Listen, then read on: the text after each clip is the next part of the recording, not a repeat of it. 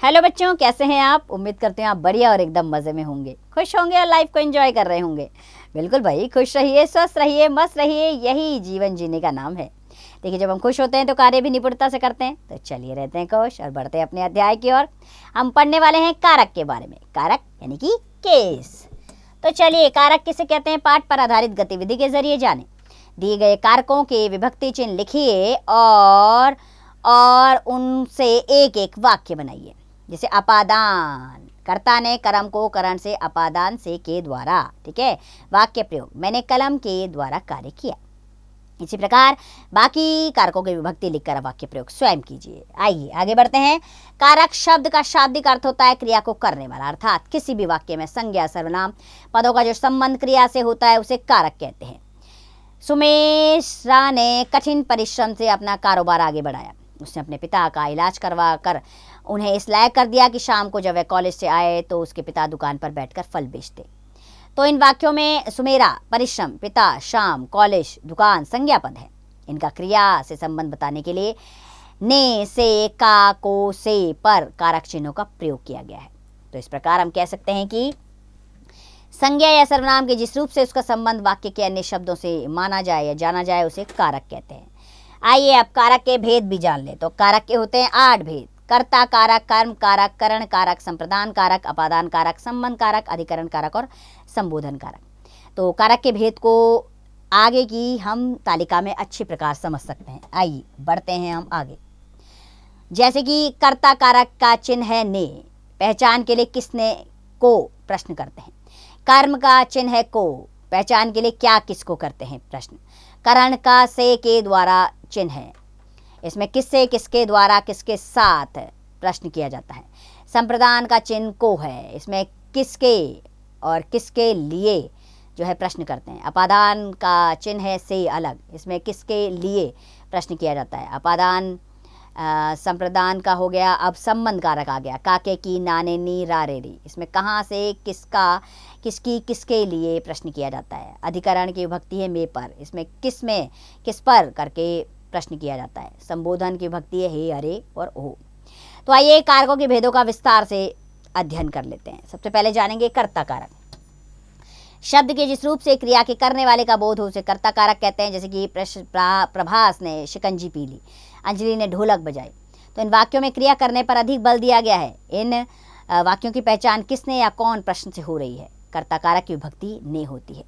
अब इसमें विशेष बात है, कर्ता कारक में ने परसक का प्रयोग केवल भूतकाल की क्रियाओं में होता है। जैसे कि निहारिका ने खाना खाया, यद्यपि कर्ता का विभक्ति चिन्ह ने है, परंतु कभी कभी उन अन्य विभक्तियों के द्वारा भी कर्ता का बोध होता है। जैसे मोहन से चला नहीं जाता, इस वाक्य में मोहन से कर्ता कारक है। अकर्मण क्रिया के कर्ता के साथ ने चिन्ह का प्रयोग नहीं होता। दूसरा कारक है कर्म कारक। कर्ता द्वारा की गई क्रिया का फल जिस पर पड़े वह कर्म कारक कहलाता है। जैसे कि डाकिये ने पत्र बांटे, माली ने पौधे लगाए। तो इस वाक्य में जैसे डाकिये अर्थात कर्ता द्वारा की गई क्रिया का फल पत्र पर पड़ा, अर्थ पत्र कर्म है। जबकि दूसरे वाक्य में माली की क्रिया का फल पौधे पर पड़ रहा है, पौधे कर्म है।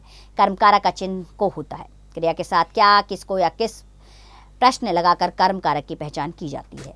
तीसरा आ जाता है करण कारक। कर्ता जिस साधन या माध्यम से क्रिया करता है उसे करण कारक कहते हैं। जैसे माता जी ने साबुन से कपड़े धोए, पिताजी रेलगाड़ी से पटना गए। तो इन वाक्यों को ध्यान से देखने पर पता चलता है कि दोनों वाक्यों में क्रिया पूरा होने के लिए साधन पर बल दिया गया है। जैसे कि हम आगे बढ़ते हैं। जैसे कि साबुन से, रेलगाड़ी से, करण का अर्थ है साधन। करण कारक की विभक्ति से या के द्वारा होती है। करण कारक की पहचान के लिए क्रिया के साथ किस साधन से या किस साधन के द्वारा प्रश्न किया जाता है। अगला कारक आ गया है संप्रदान कारक। तो बच्चों, कर्ता जिसके लिए कुछ कार्य करता है अथवा कुछ देता है उसे संप्रदान कारक कहते हैं। जैसे चाचा जी दीपिका के लिए खिलौने लाए, अध्यापिका ने रेणु को प्रमाण पत्र दिया। तो प्रथम वाक्य में चाचा जी दीपिका के लिए कुछ लाए हैं, अर्थात यहाँ दीपिका तथा लाने की क्रिया में संप्रदान कारक आता है। दूसरे वाक्य में रेणु को संप्रदान कारक का उदाहरण है, क्योंकि संप्रदान का अर्थ है देना। संप्रदान कारक की विभक्ति के लिए या को होती है। पांचवा कारक अपादान कारक, अर्थात संज्ञा या सर्वनाम के जिस रूप से तुलना, भय, अलग होने का पता लगे उसे अपादान कारक कहते हैं। जैसे कि प्रज्ञा का लेख अदिति से अधिक सुंदर है, तुलना का भाव है इसमें। लड़का शेर से डर गया, इसमें डर का भाव है, भय का भाव। तरुण पेड़ से गिर गया, अलगाव या पृथक होने का भाव है। तो पहले वाक्य में से परसक द्वारा प्रज्ञा और अदिति के लेख की तुलना हो रही है। अपादान कारक की विभक्ति से होती है। अलगाव या भय का भाव दर्शन करने में भी से परसक का प्रयोग अपादान कारक का उदाहरण है। छठा है संबंध कारक। संज्ञा के जिस रूप से किसी वस्तु या व्यक्ति का एक दूसरे से संबंध का बोध हो वो संबंध कारक कहलाता है। मेरे दादाजी आए हैं, नेहा अभिमन्यु की बहन है। इन वाक्यों में मेरे तथा की शब्द वाक्य में संज्ञा सर्वनाम शब्दों का अन्य शब्दों के साथ संबंध बता रहे हैं। संबंध कारक की विभक्ति का के की होती है, अर्थात पहले वाक्य में मेरे शब्द में तथा दादाजी के बीच, दूसरे वाक्य में की शब्द नेहा तथा अभिमन्यु के बीच संबंध बता रहा है। सातवां अधिकरण कारक। संज्ञा या सर्वनाम का वह रूप जिससे क्रिया के स्थान, आधार या समय का बोध हो अधिकरण कारक कहलाता है। जैसे कक्षा में विद्यार्थी बैठे हैं, बस फुटपाथ पर चढ़ गई है। इन वाक्यों में तथा पर शब्द क्रियाओं का स्थान या समय बता रहे हैं। अधिकरण कारक की पहचान के लिए कहाँ शब्द लगाकर प्रश्न किया जाता है, अतः अधिकरण कारक की विभक्ति में पर है। अधिकरण का अर्थ है आधार। आठवां कारक आ गया संबोधन कारक, अर्थात संज्ञा के जिस रूप से किसी को पुकारने, बुलाने या सूचित करने का ज्ञान हो संबोधन कारक कहलाता है। जैसे कि अरे भाई जरा मेरा सामान उठा देना, हे ईश्वर सेठ जी की रक्षा कीजिए। तो इन वाक्यों में अरे भाई, हे ईश्वर द्वारा किसी को संबोधित करने या बुलाने का भाव प्रकट हो रहा है, अतः यह संबोधन कारक है। संबोधन का अर्थ है बुलाना, सचेत करना। संबोधन कारक की विभक्ति हे, अरे आदि है।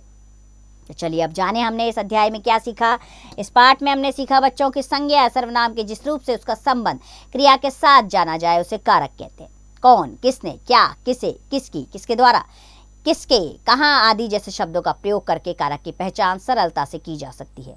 कारक के 8 भेद कर्ता, कर्म, करण, संप्रदान, अपादान, संबंध, अधिकरण और संबोधन कारक है। चलिए अभ्यास प्रश्नों की ओर बढ़ा जाए। मौखिक प्रश्न आ गए हैं। सबसे पहला प्रश्न, करण कारक तथा अपादान कारक में क्या अंतर है। करण कारक में साधन का प्रयोग किया जाता है और अपादान कारक में अलग होने का भाव होता है। इसी प्रकार अगले प्रश्न आप स्वयं देंगे उसका उत्तर।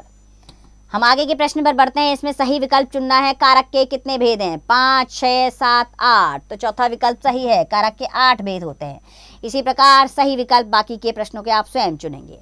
अगले प्रश्न की ओर आते हैं हम। निम्नलिखित वाक्यों में परसक लिखकर कारक के भेद भी बताइए। हेमंत वास्तु से मोटा है, से तुलना का भाव, ठीक है, तो अपादान कारक इसमें होगा। ठीक है, इसी प्रकार बाकी कारकों के भेद आप स्वयं लिखेंगे।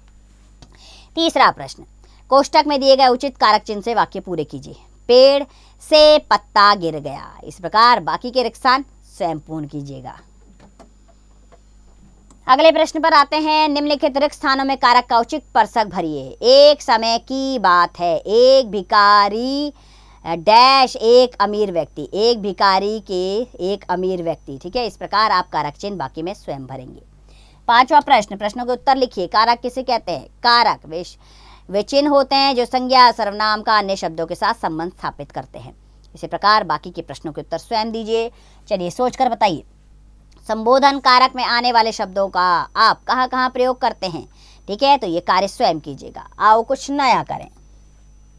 निम्नलिखित वाक्य पढ़िए, वो कारक के भेद पहचानते हुए वर्ग पहेली पूरी कीजिए। ठीक है, अब यहाँ पर आपको वर्ग पहेली पूरी करनी है। चलिए नीचे से ऊपर, दाएं से बाएं, जैसे भी आपको संकेत बताए गए हैं उसके अनुसार ही ये कार्य करना है। तो फटाफट से गतिविधि कीजिए, बहुत मज़ा आने वाला आपको। इससे क्या होगा, आपकी विवेक बढ़ेगा, आपकी बुद्धि क्षमता बढ़ेगी।